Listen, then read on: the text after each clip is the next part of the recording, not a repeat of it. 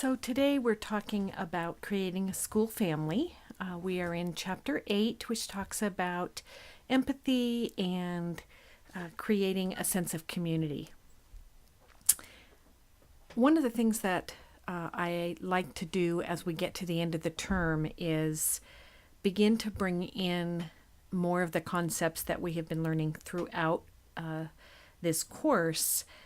And some of it is a little bit of a repeat just because it's so important that I want you to really understand at a deeper level certain concepts. And you'll see some of that today.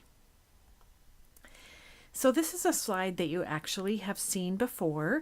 The term school family is actually a conscious discipline coined term, a copyrighted term actually.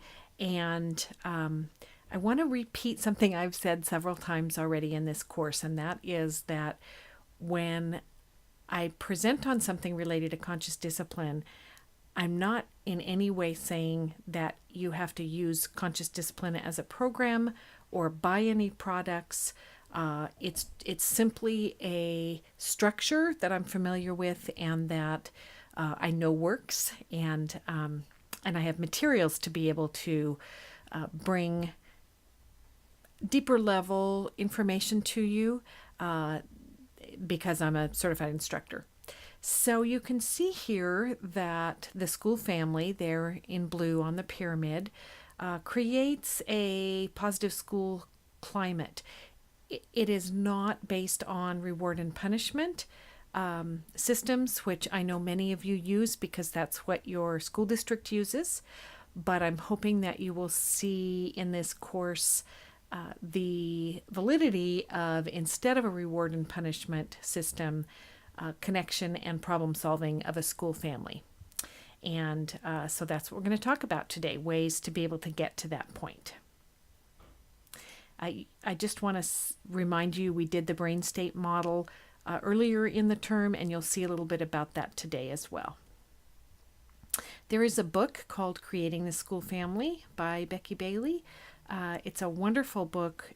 It's not a theoretical book in any way. The first couple of chapters do give you background information, but then there are many chapters with strategies and explanations of those strategies. So this is a great book that can be ordered from the Conscious Discipline website if it's something that you're interested in.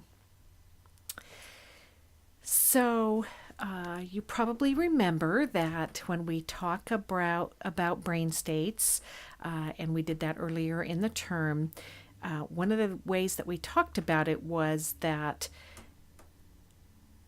we always start with children feeling safe, both personally safe and safe in their environment, and building a sense of connection, as well as learning executive skills that lead to problem solving. So when we're building the school family, we're building from the bottom up, starting with safety, followed by connection, followed by problem solving.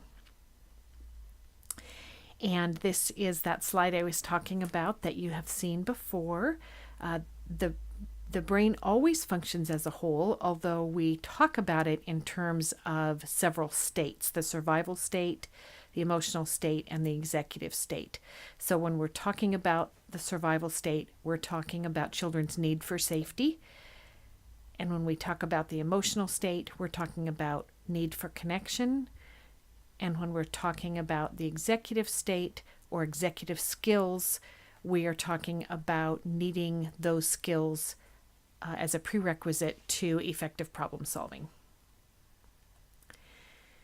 So self-regulation probably is one of the biggest themes in this course. We've talked a lot about it. We've seen a lot about it.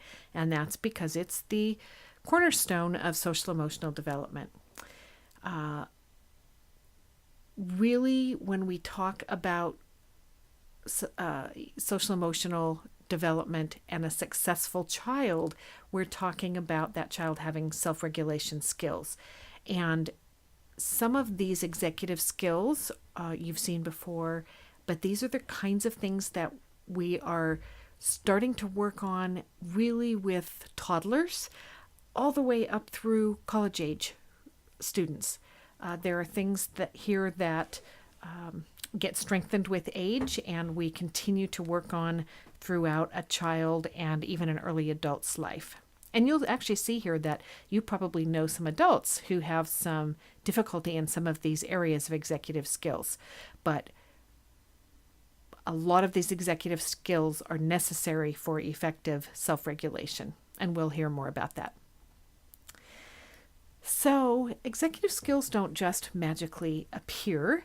It's not like when you turn 4 years old, you suddenly have executive skills. They actually develop throughout a child's life in the context of the child's relationships, the child's environment, and very intentional scaffolding by caregivers, as well as intentional stimulation to help develop those executive skills. And up through the age of 24, those skills are still developing. So don't lose hope with your own children or the children in your classroom. They're still developing those skills for quite a while. So here is kind of a different way to think about self-regulation. We can think about it as an opportunity to take a moment between the feeling that we have and the action that we take. So sometimes we talk about a pause button.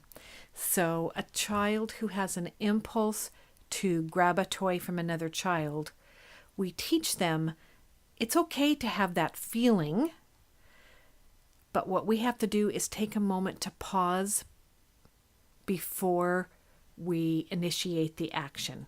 And in order to do that, we have to have these executive skills that we've been talking about.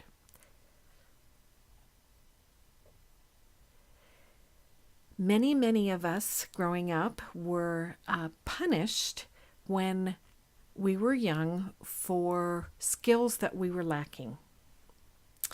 And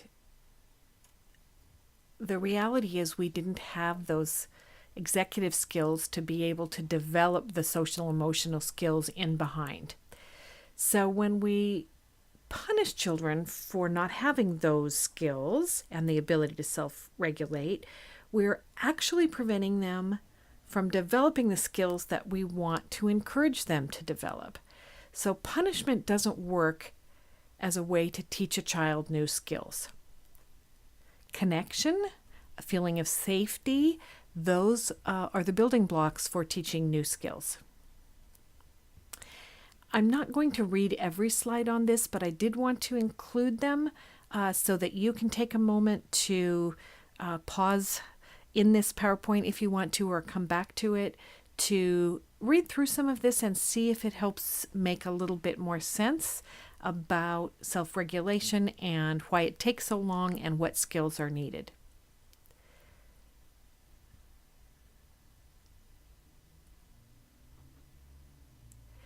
So as you've heard before, in self-regulation, what we're talking about is taking control of our inner states. So remember, when we're in our survival state or a brainstem, what we're internally needing is a sense of safety. When we're in an emotional state, internally, what we're crying out for is connection. And when we're in that executive state, what we're doing is we're saying, I'm ready for problem solving. So many young children, the children that you're working with, spend much of their time in a higher level survival state or a lower level emotional state. And it's the sooner that we can understand that they're not trying to bother us or bother other children, they're simply expressing their needs through their behaviors, the more we can teach them how to address those needs. And we realize that's a big part of our job, is to teach those skills to children. So, just a moment here. If you would like to take a breath, put your hands on your shoulders. Breathe in as you extend your hands up. Reach high, give a little stretch, and exhale as your hands go down. You can do that anytime during the day with your children or at home, for yourself, with your spouse, with your friends. Just taking a moment to breathe sends that much more oxygen to the brain and helps all of us make better decisions.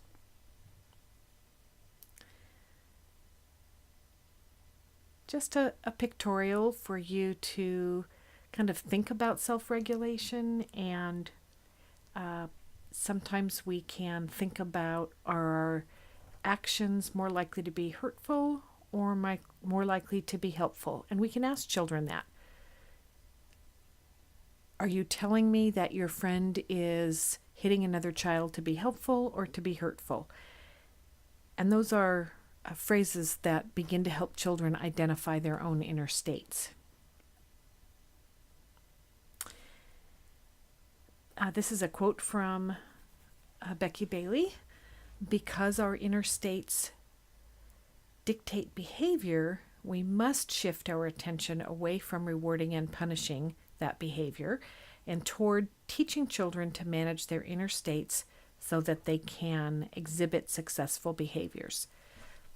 That's what we have been talking about all term, and the main idea that I want you to leave this class understanding and being able to implement strategies to help you help children. This is another slide you can take a look at when you have a moment.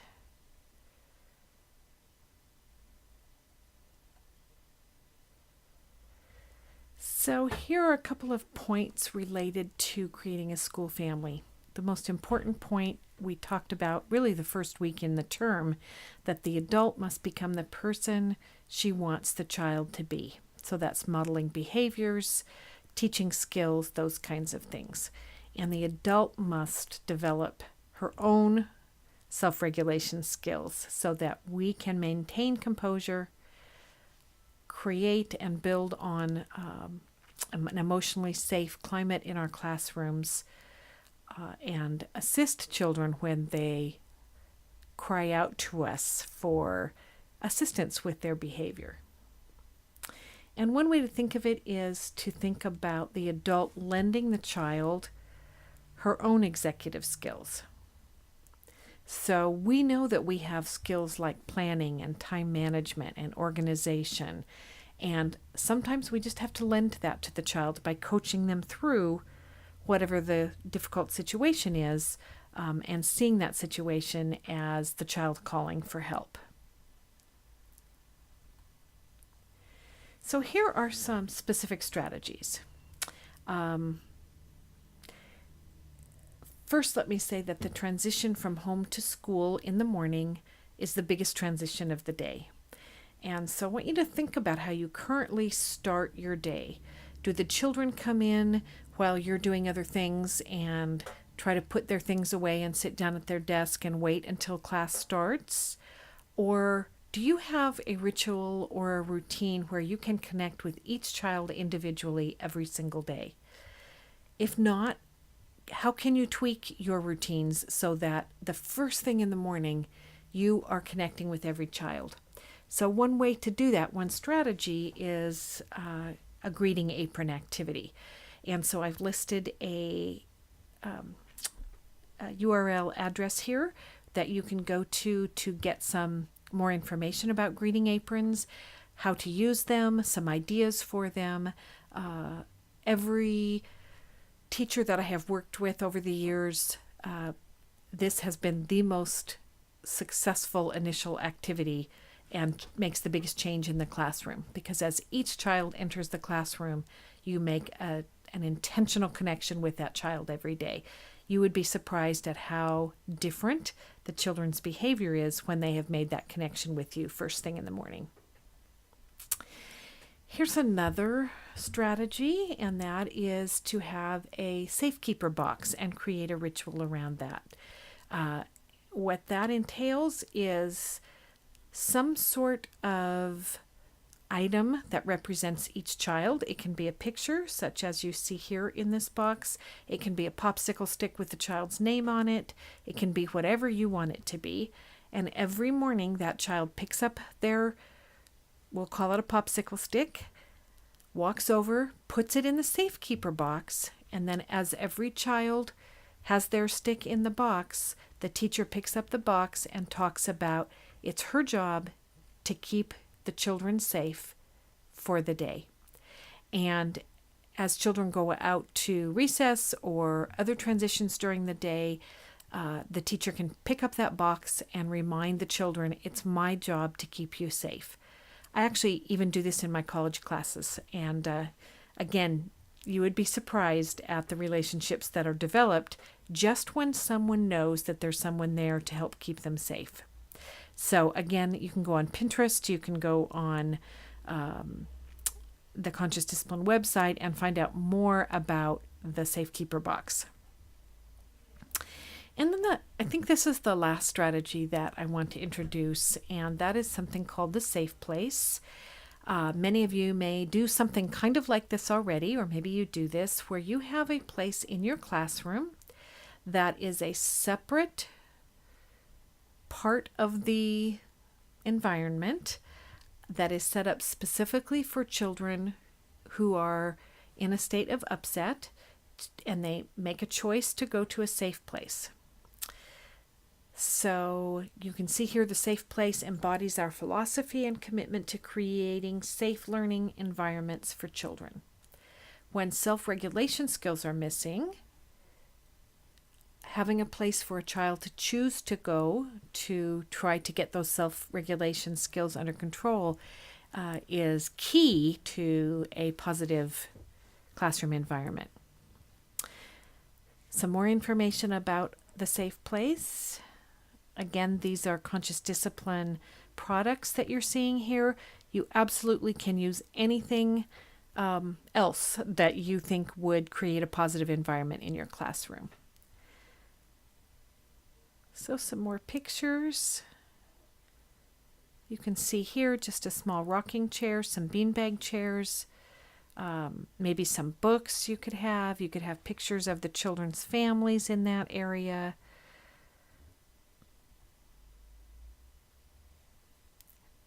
This is on the left. This picture simply has a wading pool with a couple of pillows in it, some laundry baskets with some soft toys in it.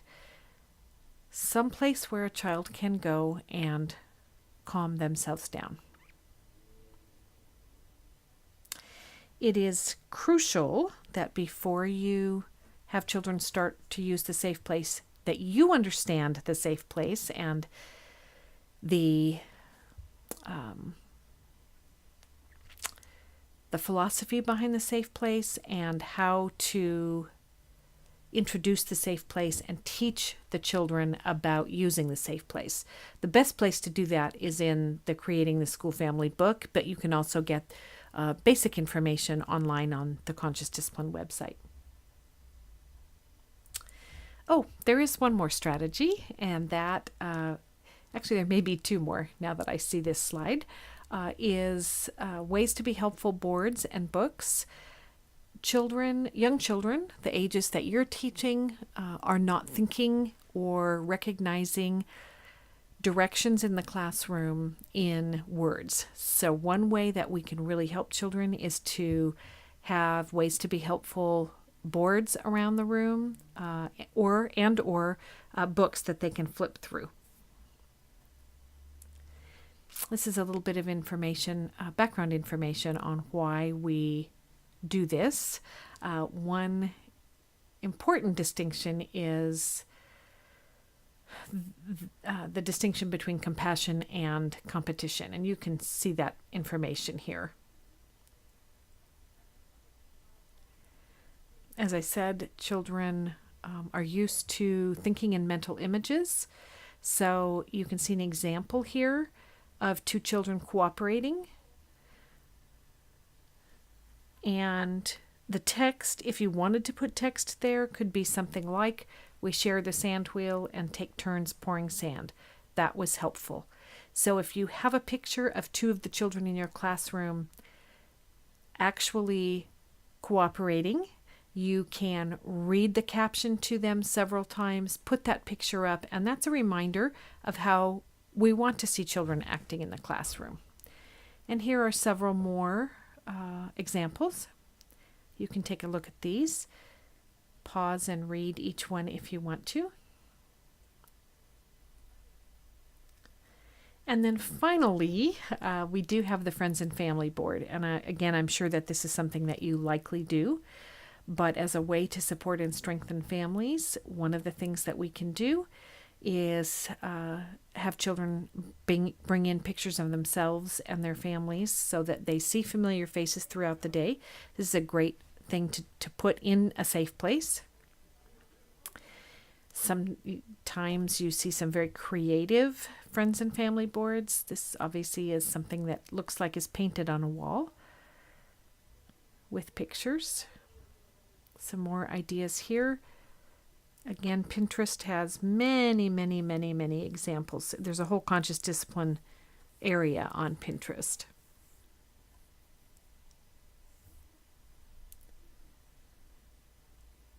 So finally, I just want to make a couple of points about the school family. It always starts with children feeling safe in their environment. Teacher-child connections, authentic teacher-child connections are critical every single day.